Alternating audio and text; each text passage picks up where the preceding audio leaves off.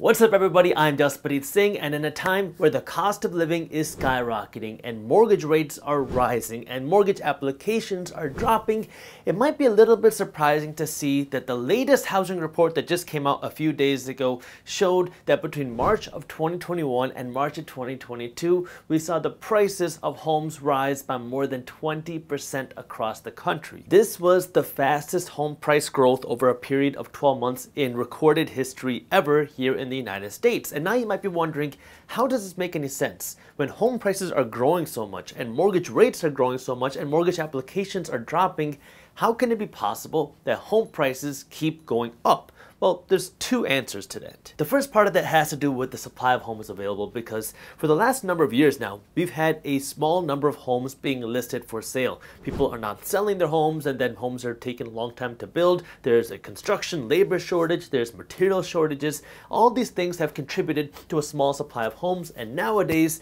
people are less interested in building new homes, because if you build a new home, this is what's been happening, and you think the mortgage rates are 4% when you're building the home, and then by the time the home is built, now mortgage rates are 6%. Now all of a sudden the home price might not have changed, but your monthly payments have gone up significantly by hundreds of dollars a month, maybe even $1,000 or $2,000 a month, depending on the size of your home.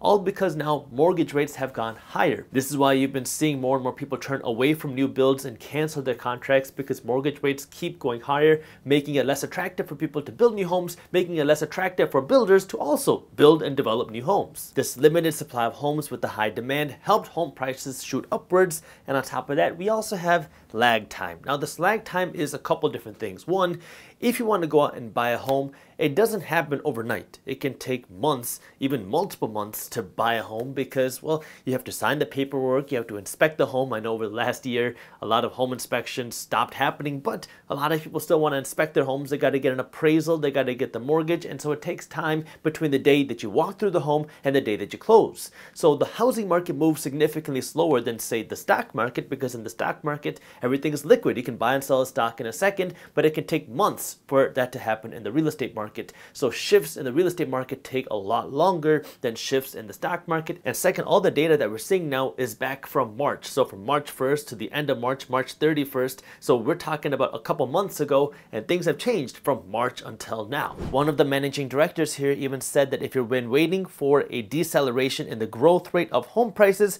you're gonna have to wait at least another month. See, the actual cost of housing depends more than just the housing price. It's the price and the mortgage cost, because up until now, home prices have been growing very quickly. I mean, we just saw the fastest growth in home prices in 12 months ever recorded.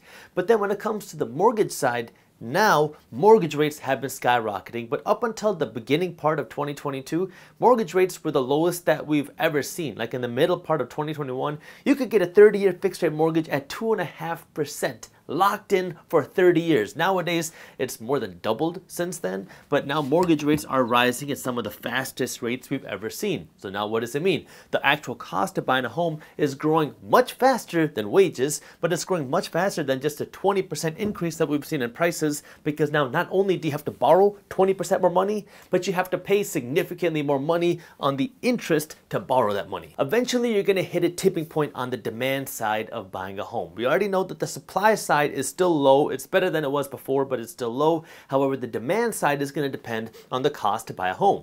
Now, the prices are so much higher and mortgages are so much higher, it will affect the demand side, but it will take some time. This is that lag time that everyone's talking about, where it takes time to see the effects in the housing market. Now, while it's very difficult to predict exactly what's going to happen here on the price side of homes, what we do know is that the Fed wants to raise interest rates more aggressively to fight inflation. So what does that mean? The Fed says that they want to raise interest rates again in June, they want to raise them again in July, and maybe a couple more times in 2022. We'll see about what they actually do. But what does that mean? Your mortgage rates are going to get even higher, making the cost to buy a home even higher. So if you have high home prices and mortgage rates that keep going high, that means that the cost to actually own a home will keep getting more and more expensive. This brings me to the question of, are we in a housing market bubble. I like to study other people's opinions, and the Moody's chief economist talks pretty openly about this, and what he says is that while we're not in a housing market bubble yet, we do have the first aspect of a housing market bubble right now, which is overvaluation of homes. And then I dug a little bit deeper, and what you'll find is that CoreLogic did a study on this, and they found that 67% of housing markets across the United States are currently overvalued. Now, I don't know for sure how they came up with this overvalued or undervalued metric. They have some algorithm that they put all the data through, but the thing that they're saying is that now the housing market's going to face a test. Is the housing prices in our housing market going to keep going up? Are they going to stay the same, or are they going to go down? And the factors that they're paying attention to have to do with incomes and income growth, unemployment, debt levels for consumers, consumer confidence, are people still spending money, and our general economic growth. So these are the things that they're paying attention to, and based off of them, they came up with some housing markets that they feel are overvalued, and according to them, almost 7 out of 10 neighborhoods across the country are overvalued in terms of price. Probably one of the most difficult things of this higher cost of home ownership is the traditional framework of the American dream, which is building a home, because the whole idea of building generational wealth for a lot of people has been buy a home, pay it off over your lifetime, and now you own this asset that has equity that you can pass down to your children. And now that is so much more expensive and so much more difficult to buy a home, this idea of building generational wealth has essentially been wiped out, because now this home, which gives you security, which can protect you against a tragedy, is there, but now it's harder for anyone to own it, and now building this sort of generational wealth is also more difficult. And I want to address that for a second, because there's so many other ways to protect you financially, and there's so many other ways to build generational wealth. A home can be a great way to do it, but it's not the only way to do it, and you don't want to stretch yourself too thin to now live paycheck to paycheck just so you can be a homeowner, because in my opinion, the home that you live in isn't an asset. It's a money pit. It's a liability until you sell it. Sure, you can sell it for a profit, but I look at my home like a shirt. I'm buying it not to make money, I'm buying it for the purposes of making memories. I'm buying it to live there, and if you can afford it, great. But don't buy it based off of what's happening in the economy and the markets. Buy it because you want to make memories there. Buy it because you love it. Buy it because you want it for your family, not because you think you can make a whole bunch of money on it, because you're going to lose money, you're going to sink money into it for years until you ultimately sell it, and there's no guarantee that you'll be able to sell your home for a profit. And then on the protection area side, there are other ways for you to protect your family financially besides just owning a home. Like, one of the other ways that you can do that is by using life insurance. Now, if you do go and get life insurance, just make sure you do it the right way. There are a lot of different types of life insurance, and many of them are scams and complete crap. What I like to say is get life insurance like bridge insurance as you're building your wealth, as you're building assets, because your goal is not just to own a home to build generational wealth, it's to own assets. This could be real estate, this could be stocks, this could be businesses, whatever it might be.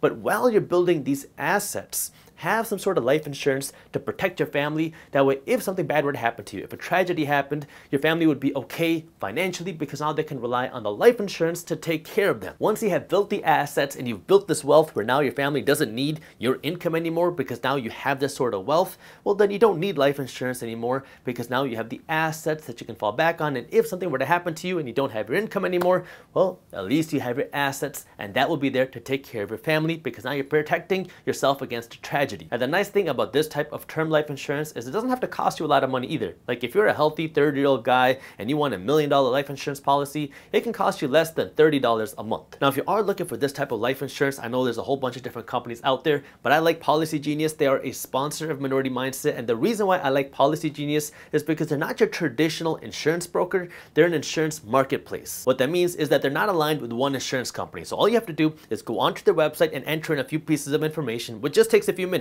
And then they're going to present you with different insurance quotes from different carriers. That way you can compare and pick the option that's best for you, aka the cheapest, because some insurance companies are going to charge you a whole lot more than other insurance companies for the exact same insurance. And so they are working to help you get the best deal possible. Plus, if you do have questions, or if you don't know what's right for you, they have experts that you can talk to that are not incentivized to upsell you anything. So now you can feel more comfortable asking your questions and get the information that you actually need. The process of getting life insurance through Policygenius Policygenius is super simple and it only takes a few minutes. So if you want to learn more and see how you can get a free, no obligation life insurance quote from Policygenius, I'll put the link to how you can do that with our sponsor down in the description below. Now I want to talk about the different ways that you can build generational wealth outside of just your home. But before I do want to get back to the topic of us being potentially in a bubble, because if you look at the way that our economic system works, we're pretty much always in a bubble. The way our economic system works is we are a credit-based economy. What does that mean?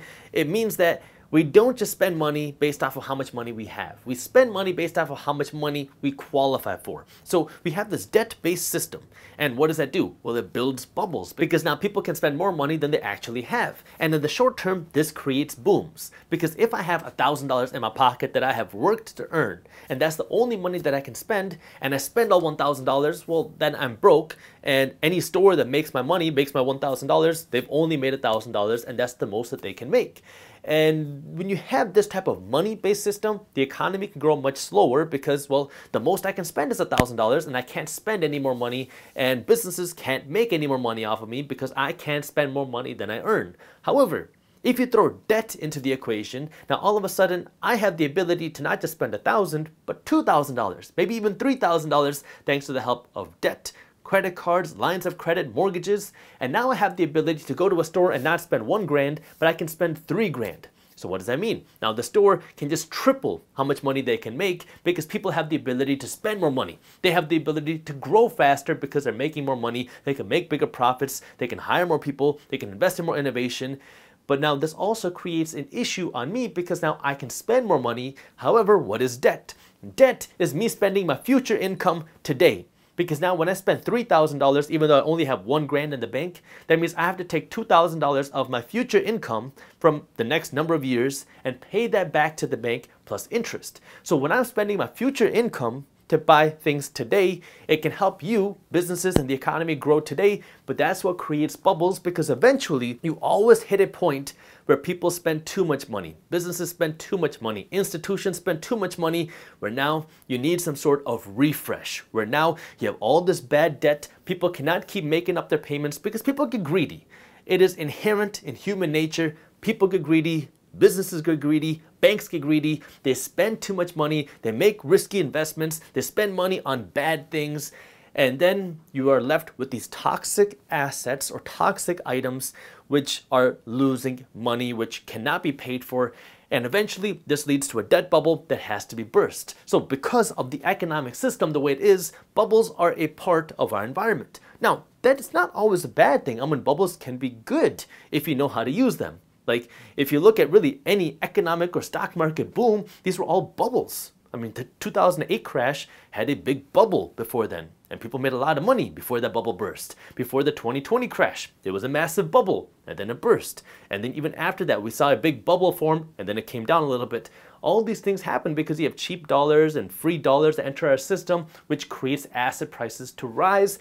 And so the people that can make money from it are the people that own assets. However, that creates volatility. These types of debt bubbles are a part of the system. So now that you understand that, the question is, what do you do? There's nothing wrong with buying a home, but you just have to make sure that you can afford the home that you're buying. That means you gotta afford the down payment, you gotta afford the monthly payment, and you gotta afford the move-in costs. That means you gotta afford the movers to get your stuff in the home, and then you gotta afford whatever upgrades, renovations, repairs, and new furniture that you want to purchase. So you got to factor all these three things in there, and if you can afford it, hey, go out and buy a home. Remember, you're buying a home because of the memories you can make, because of the time that you're going to spend there. So don't try to perfectly time the market and risk your family's livelihood on this gamble of a potential home that you hope that one day will be worth more money. Buy a home that you can afford, and if it makes you more money, great. If it doesn't, oh well, you bought it for the purposes of making memories. Let's talk about what this means financially, because in 2021, let's assume that this home cost $500,000. Well, in 2022, assuming that no modifications, no upgrades are made, that exact same home is going to cost 20% more, which is $600,000. It's a little bit more than 20%, but I'm going to round down for the purposes of this example. Now, in 2023, right now, the kind of consensus, general predictions are that home prices are going to grow another 5-point-some% over the next year. So if that happens, that means that home prices will grow to, or this home will grow to right around $650,000. and $30,000, assuming that nothing changes. I'm just looking at the projections that the economists and other officials have put out. That's what they're predicting in terms of home prices. But then let's look at mortgage rates, because remember, the actual affordability of homes depends more than just the housing price. So back in 2021, if you had good credit, you could go out and get a 30-year fixed rate mortgage for 2.5%. Right now in 2022, a 30-year fixed rate mortgage is gonna cost you right around 5.5%. In 2023, right now, the Fed has said that they want to raise interest rates multiple times in 2022, still, meaning multiple times more in 2022, and they also say that they want to raise interest rates multiple times in 2023. So we don't know for sure what the Fed is going to do. I've talked about this in multiple videos, which is why if you haven't subscribed yet, make sure you do that. But what we don't know is how true that's going to be, because we don't know what's actually going to happen in the economy. There are real concerns in the economy. There's real concerns with inflation. So based off of those things, we don't know for sure what the Fed is going to do.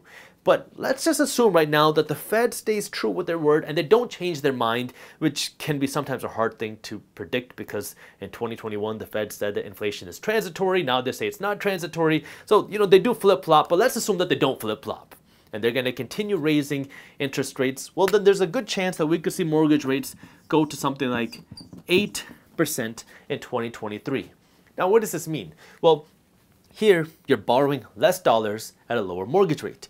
Here, you're borrowing the most dollars at the highest mortgage rate. I couldn't do all the rest of the math in my head, so I had to pause the video so I could do the math, but here's what this means financially. In 2021, if you put down 20%, that means you'd put down 100 grand on this home. In 2022, the same 20%, you got to put down 120 grand. In 2023, you'd have to put down 126 grand to buy the same home. But now the monthly payments are where it gets really interesting. Already you've seen that you got to put down a whole lot more cash to buy the same home. But in 2021, because you could get a 2.5% mortgage, it would only cost you $1,600 a month.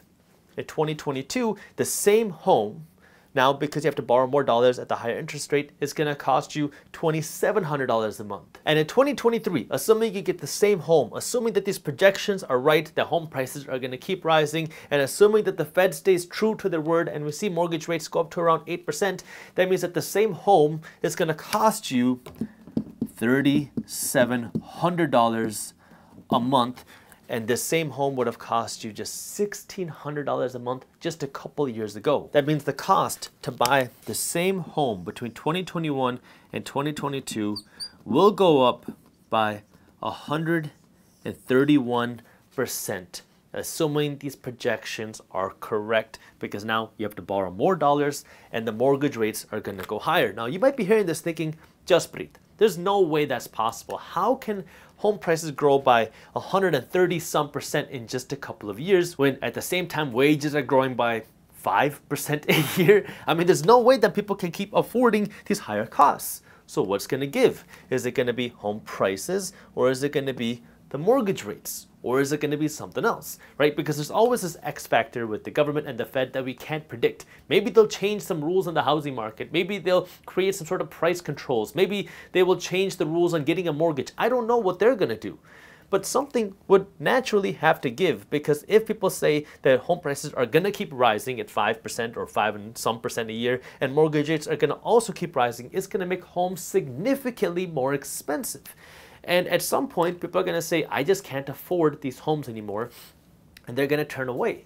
They're not going to be able to continue to buy homes, and if the supply keeps rising, or even if the supply stays stationary, the demand is definitely going to be hurt. I mean, if we see this type of rise again for another year, it's going to hurt the home buying process, and that's going to change the way that home ownership works here in the country. And this is what, again, we don't know what's going to happen, right? I can't predict the future, but I can show you right here that something just doesn't make sense. Eventually you're going to hit a tipping point, but real estate has this kind of lag time. And the question is now, what is the Fed going to do here? Are they going to continue doing this? And when is this higher mortgage rate going to affect the price? So now if I take another step back and talk about this whole idea of building wealth, what do you do? Because if you're looking at this saying, I don't know if I can buy a home right now, the home costs are so much more, what can I do to build wealth and really do something so I have some assets so I can pass this down to my heirs, my kids, my whoever? Well, If you cannot buy a home, or if you don't want to buy a home, there are other alternatives. Now, obviously, in the real estate space, you could go out and buy rental properties. You can buy an apartment complex, but you still need cash and capital in order to do that. If you cannot do that, the next best thing in the real estate market would be looking at something like some sort of crowd-funded real estate. Crowd-funded real estate is where now you're not owning the entire property yourself. You're investing your money into a fund that gives you exposure to a bigger real estate property. This is not a REIT. A REIT is a real estate investment trust. That's something that you buy on the stock market.